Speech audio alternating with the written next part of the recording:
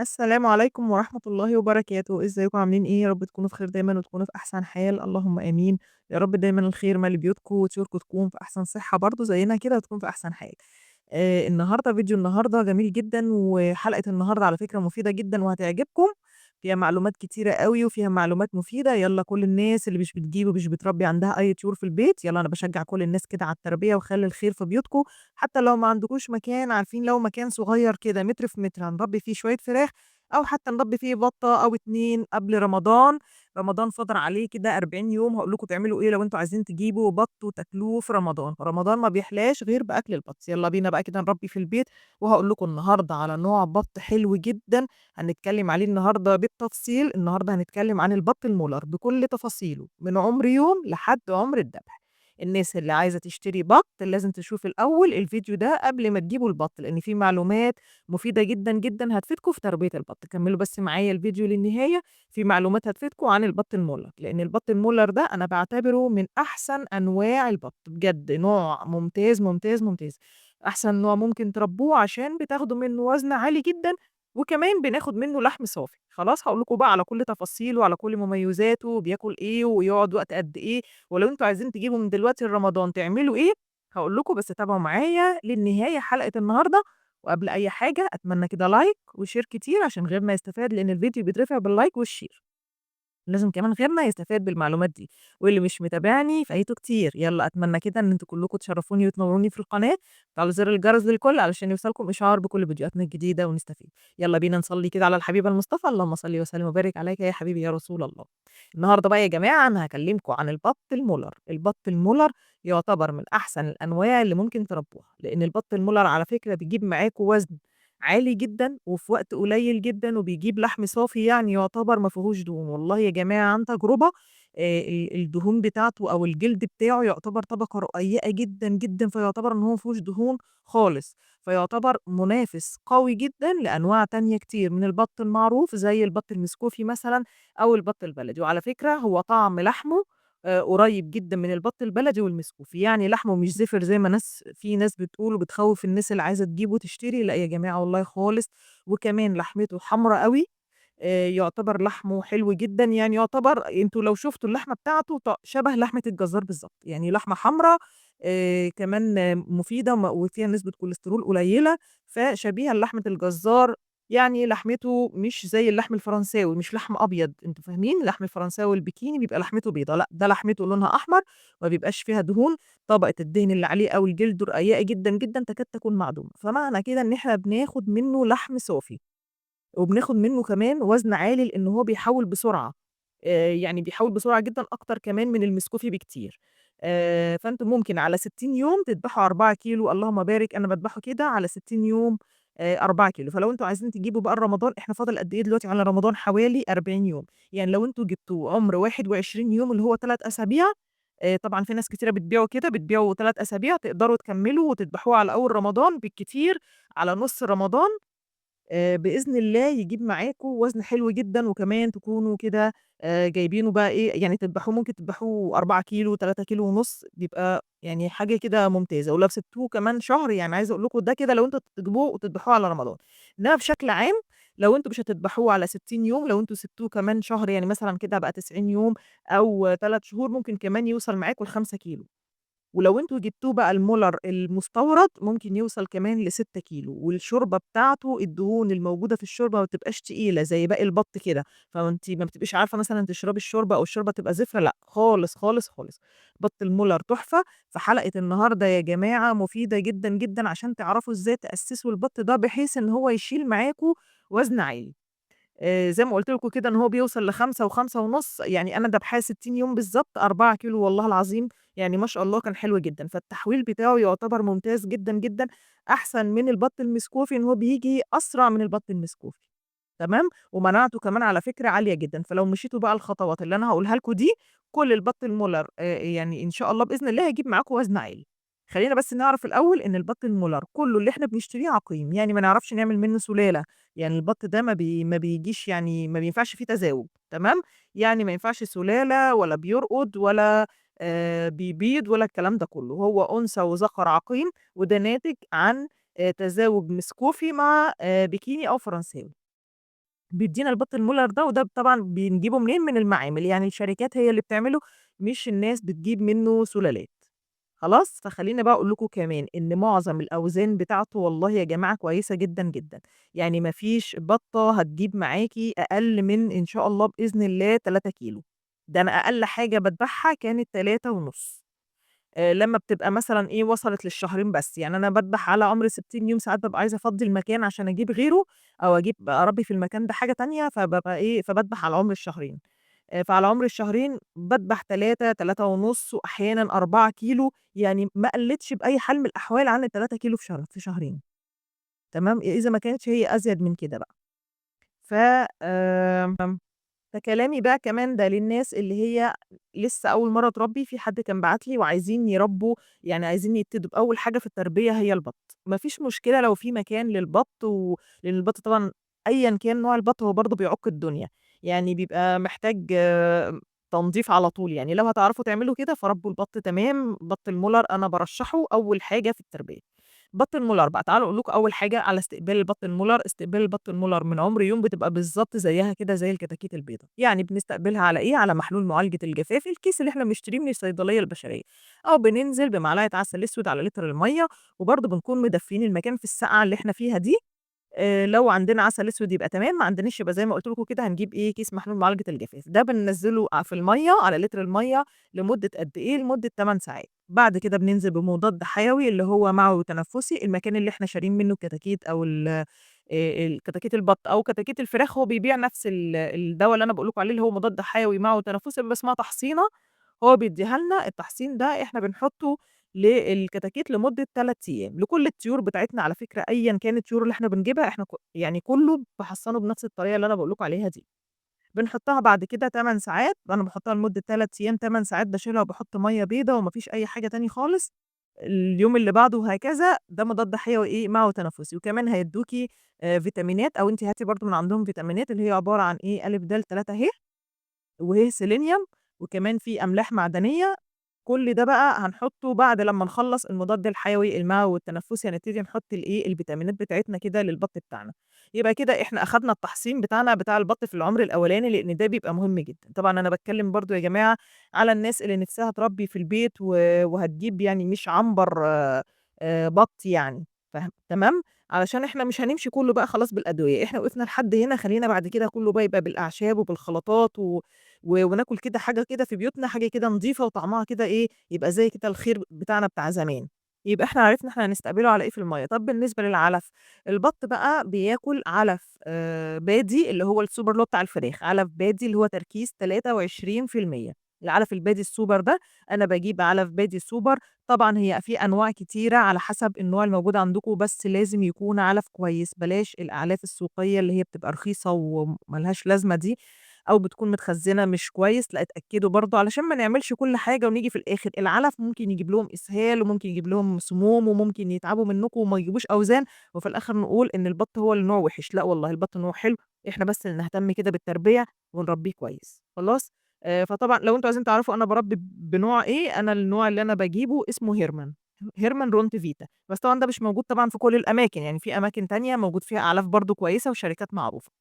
فهنجيب، المهم إن هو لازم يكون يكون شركة. فإحنا كده ما بنتكلمش على شركات. المهم إن هو يكون علف كويس، ويكون تركيز 23% بروتين، علشان الفترة الأولانية في حياتهم بيكونوا محتاجين هم بروتين عالي. فلازم نحط لهم العلف اللي هو تركيز 23% ده لمدة شهر.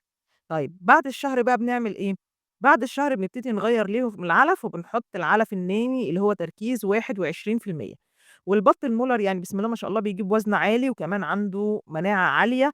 يعني مناعته على فكرة أحسن من مناعة المسكوفي. يعني المسكوفي بيحتاج عناية أكتر وبيتعب أكتر، لكن المولر ما شاء الله عليه هتلاقيه المناعة بتاعته عالية والوزن بتاعه ما شاء الله كويس. أهم حاجة بس إن إحنا نهتم بالتربية وبالنضافة، وما نقعّدوش في ساقعة وتحتيه بلل ومَيّة عشان ما ييجيلوش إسهال ونقول البط ما بيكبرش. ما إحنا لازم برضه نكون بنربي صح علشان ناخد أوزان صح.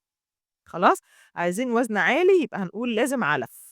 يعني ما ينفعش برضه نيجي ونحط له، ما نحطّلوش علف. لأ، لازم ياكل علف. أي طيور في الدنيا عشان تجيب وزن لازم تاكل علف. والبط المولر برضه لازم ياكل علف علشان يجيب معاكم وزن عالي. يعني ما ينفعش إن إحنا نيجي يا جماعة نقطع العلف. لأ، لازم علف. أول حاجة العلف الصافي بيزوّد معاكم الوزن جدًا، بعد كده بقى نبتدي من بعد عُمر شهر ونُص، يعني من أول شهر قُلنا هنحط تركيز 23%، بعد الشهر الأولاني هنحط التركيز 21%، وخلّينا نمشي علف صافي علشان يزوّد معاكم الوزن كده بسرعة ويدّيهم الطاقة اللي هم عايزينها. خلّينا بعد عُمر شهر ونُص أو قُرب بقى الشهرين نبتدي بقى نزوّد بقى عليه الخلطات اللي إحنا عايزين نحطها. يعني هنبتدي بقى نحط عشان برضه خدوا بالكم إن لازم الوزن يزيد، لإن في حاجات على فكرة بتقلل الوزن، وفي حاجات بتزوّد الوزن.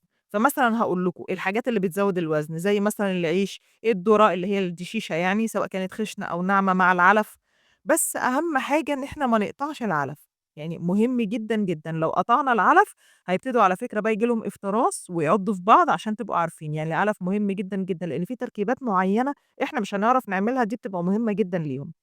فهيبقى علف ممكن نحُط عليه دشيشة، ممكن نحُط عليه عيش، العيش ننشّفه وندِشّه أو نكسّره يعني ونحُطّه إيه، ونحُط عليه أو يكون مبلول خفيف، بلاش يكون مبلول كتير يا جماعة عشان المَيّة الكتير يعني العيش هم لو كلوا العيش المبلول أو الأكل اللي كُلّه مَيّة ده بيعمل لهم ديدان كتيرة في معدتهم وده ممكن يعمل لهم إسهال. خلاص؟ طبعًا الدشيشة أنتم عارفينها الناس اللي بتتابعنا من برّه مصر، الدشيشة دي اللي هي الذرة، الذرة الصفرا بتبقى مدشوشة أو مدقوقة كده، بتبقى في منها خِشن وفي منها ناعم. كده البَط هيجيب معاكم، لو أنتم ما قطعتوش العلف كده البَط هيبقى معاكم زي الفل. خلاص هيبتدي بقى إيه، يجيب معاكِ وياكل ونحط له بقى على حسب عُمره. في حاجات بقى بتبطّئ التحويل، يعني هتخلّي لِك وزن البَط ما يبقاش كبير وتبقى أنتِ بتأكّليه وتقولي أصل البَط ما جابش معايا وزن، يا جماعة الأكل ده مهم جدًا، جدًا طبعًا. يعني علشان لازم نأكّله علشان يجيب معانا وزن، فبلاش بقى نأكّله الحاجات اللي هي ممكن تبطّئ معاه زي مثلًا البرسيم أو الحاجات الخضرا بس أو بواقي أكل البيت بس، لأ، كده ما هو كده هيبطّل التحويل والتحويل بتاعه هيبقى بطيء وهتلاقي الوزن بتاعه بيزيد بصعوبة، ونرجع نقول هو ما بيزيدش ليه؟ لازم علف، لازم يكون في وسط الأكل ده، أنا ما باقولش إن إحنا مش هنأكّلهم أكل بيت، ممكن طبعًا نأكّلهم أكل بيت، لكن لازم برضه يكون في علف، العلف مهم جدًا، جدًا. عارفين إيه تاني بقى ممكن يجيب معاكم لحم حلو أوي؟ كسر الفول، كسر الفول ده أو اللي هو إيه، بيتسمى بُصّ هاقول لكم على حاجة، كسر الفول ده ممكن يكون فيه كسر فول وممكن يكون فيه قشر فول أو بيسموه حَتّ فول، ده بيتباع عند العلّاف اللي هو برضه بنجيب منه العلف، يعني في منه كسر الفول فول مكسور وفي منه قشر بس يعني، عايزين تحطّوا ده، عايزين تحطّوا ده، وعلى فكرة ما بيتبلّش عشان كان في ناس برضه سألت وبعتت لي، لأ هو مش بيتبل، هو بيتحط كده زي ما هو بنخلّطه كده على العلف، هُم بياكلوه وبيبقى زي الفل، ده على فكرة الفول بيزوّد الوزن جدًا وبيجيب معاكم كلّه بيبقى لحم أحمر، يعني ما بيبقاش فيه دهون خالص. كل الحاجات دي بقى إحنا ممكن نقلّبها كده على العلف وبتزوّد وزن الطيور بتاعتنا، لكن برضه الكلام ده من عُمر معيّن، عشان برضه تكونوا منتبهين، يعني مش هنبتدي لهم من وهُم صغيّرين نبتدي نقلّل لهم الحاجات دي لأ، اللي هُم صغيّرين لازم علف صافي لحد مثلًا 45 يوم، وبعد كده نبتدي نقلّب لهم بقى شوية، شوية كده على العلف، شوية عيش، شوية ذرة، ما فيش أي مشكلة، هتلاقي برضه الطيور بتاعتكم كده يومها بيومين لمّا تعملوا لهم الخلطة دي، بس من بعد 45 يوم، ما ينفعش من قبل كده زي ما قُلت لكم. طب هل البط ده نقدر ناخد منه سلالة ونربي ويبيض ويرقد والكلام ده؟ طبعًا لأ خالص زي ما قُلت لكم، دي سلالة عقيمة بتتعمل بس في المعامل، فبالتالي هو لا هيبيض ولا هيرقد ولا هتقدروا تاخدوا منه سلالة، عايزين سلالة بقى خدوا من البلدي مع المسكوفي اللي هو بيبقى اسمه خليط مسكوفي، لكن لو أنتم عايزين ده بس سلالة خاصة بالتسمين، التسمين مش أكتر، البط ده بيشيل أوزان عالية جدًا، جدًا، وكل ما يقعد معاك يشيل وزن، لكن في برضه معلومة مهمة جدًا لازم أقولها لكم، ما تطوّلوش فترة تسمينه يا جماعة، يعني آخره 3 شهور البط المُلَر. أصلًا علميًا البط المولر ده هتلاقوا دورته 70 يوم، لكن إحنا بنسيبه ل3 شهور عشان عضمه كده ينشف، لكن بعد ال3 شهور بيفرّغ، يعني إيه بيفرّغ؟ يعني بيبتدي تاني يرجع يخس، عشان الناس بتقعّد معاها البط المولر وقت طويل وتقول إن هو كان جايب وزن وبدأ يخس، مش هيرجع يزيد تاني، عشان تبقوا فاهمين، يعني ليه وقت معيّن واذبحوه وهاتوا بقى غيره تاني. عشان هو مش هيرجع يزيد، هو البط المُلَر من النوعية دي، اللي هو أقصى حاجة ليه 90 يوم دي فترة تسمينه اللي هم ال3 شهور، وهو طبعًا تقدروا تذبحوه من عُمر الشهرين، ال70 يوم على حسب بقى ما أنتم إيه، ما أنتم عايزين، لكن من بعد ال90 يوم هيبتدي يفرّغ، مش هيجيب وزن تاني معاكم. كمان بقى لو أنتم حابين تعملوه كمشروع أقول لكم، زمان ما كانش ينفع كمشروع لإن كان تسويقه تقيل وما كانش حد يعرفه والناس كانت بتخاف منه وتقول إيه البغّال والكلام دوّة ولا ده بيمنع يعني الناس تخلِّف أو هو زفر.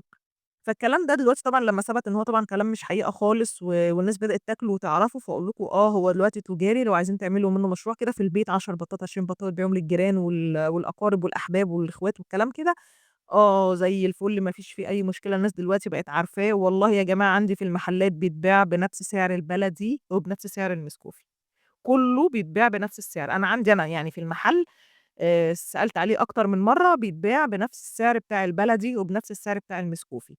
ومن بعد الشهرين بقى يا جماعة تبتدوا ترموا له كده أي بواقي أكل البيت، فهو برضه على فكرة يعتبر من أنواع الموفّرة، لإن هو بياكل أي حاجة، يعني ممكن ياكل بواقي أكل البيت برضه مع العلف زي ما قُلت لكم، مع الخلطة بقى أي خلطات عايزين تدّوا علف صافي يبقى حلو أوي، حاسين إن العلف الصافي هيبقى يعني تكلفة كتيرة، ممكن زي ما قُلت لكم كده عيش، على دشيشة، على كسر فول، ونحط بقى إيه كوجبات، ونحط بقى وجبة كده في النُص كده بواقي أكل البيت، شوية خضرة، شوية خضار، رز، مكرونة.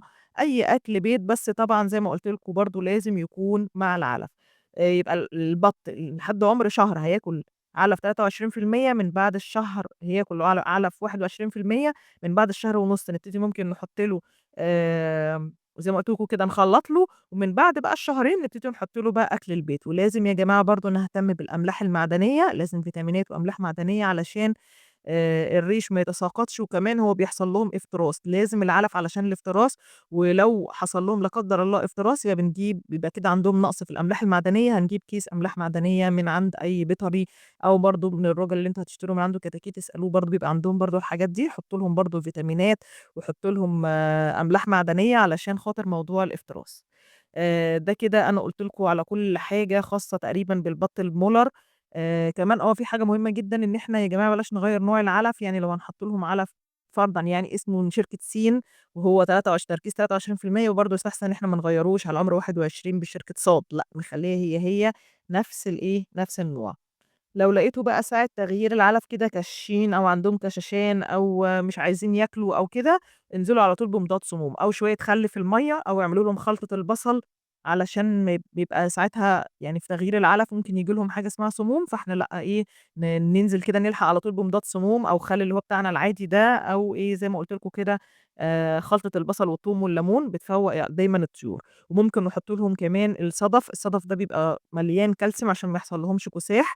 علشان لو أنتم بتربوا بقى على أرض أو كده، يبقى الأحسن إن إحنا لازم نحط لهم الصدف ده بيبقى موجود برضه عند العطار وعلى فكرة سعره رخيص جدًا، ممكن تجيبوا شوية صدف حطّوا لهم كده في طبق جنبهم مع شوية بودرة بلاط، الاتنين كده في طبق ونحطّهم كده على جنب، دي اسمها تحديقة كده هم لازم البط بياكل منها علشان ما بيبقاش عشان يعني ما ييجيلوش كساح يعني، عشان الكالسيوم.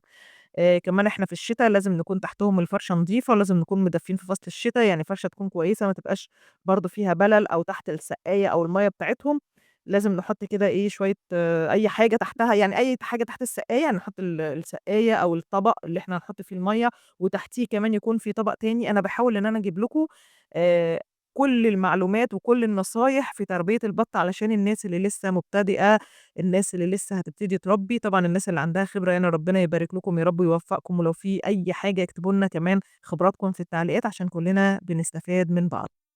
إن شاء الله بإذن الله هاجيب معاكم أوزان حلوة، ولو في أي حاجة ابعتوا لي في التعليقات لو في أي سؤال، إن شاء الله بإذن الله هارُد عليكم، لإن في كمان خلطات كتيرة وأعشاب كتيرة أوي للطيور كلّها بنستخدمها لرفع الوزن، بس إن شاء الله لو أنتم عملتوا اللي أنا قُلت لكم عليه ده إن شاء الله بإذن الله هتجيب معاكم نتيجة كويسة. كمان حاجة بس نصيحة أخيرة، بلاش موضوع التصغيط ده يا جماعة، علشان التصغيط بيخلّي الطيور تاكل غصبٍ عنها، مش بي يعني مش هيخلّيها هي بعد كده تعرف تاكل، لو بدأتِ تصغيط يبقى كده أنتِ خلاص البط كده هتفضلي أنتِ على طول كده تزغّطيه. فالأحسن طبعًا إن أنتِ بتسيبي البط ياكل براحته، وإن شاء الله بإذن الله هو كده البط المولر من الحاجات الجميلة ومن الأنواع الحلوة أوي اللي هيجيب معاكِ إن شاء الله بإذن الله وزن حلو في وقت قليل أوي. خلاص أشوفكم على خير إن شاء الله بإذن الله، ما تنسوش تدعمونا بلايك وشير للفيديو، اشتراك في القناة، أشوفكم على خير، ما تزعلوش مني إن الفيديو طوِل، الناس اللي بتزعل من الفيديو الطويل ما تزعلوش مني إن الفيديو طوِل، والله يا جماعة أنا باحاول أفيدكم على قد ما أقدر، ويعني وربنا اللي يعلم. عشان الناس اللي أول مرّة تربّي حرام إن الفلوس بتاعتها اللي هتروح تشتري بيها طيور ترميها على الأرض، فباحاول كل المعلومات أو أي نصيحة من خلال التجربة أقولها لكم علشان كلّكم تستفادوا. أشوفكم على خير يا حبايبي إن شاء الله في الفيديو اللي جاي، السلام عليكم ورحمة الله وبركاته.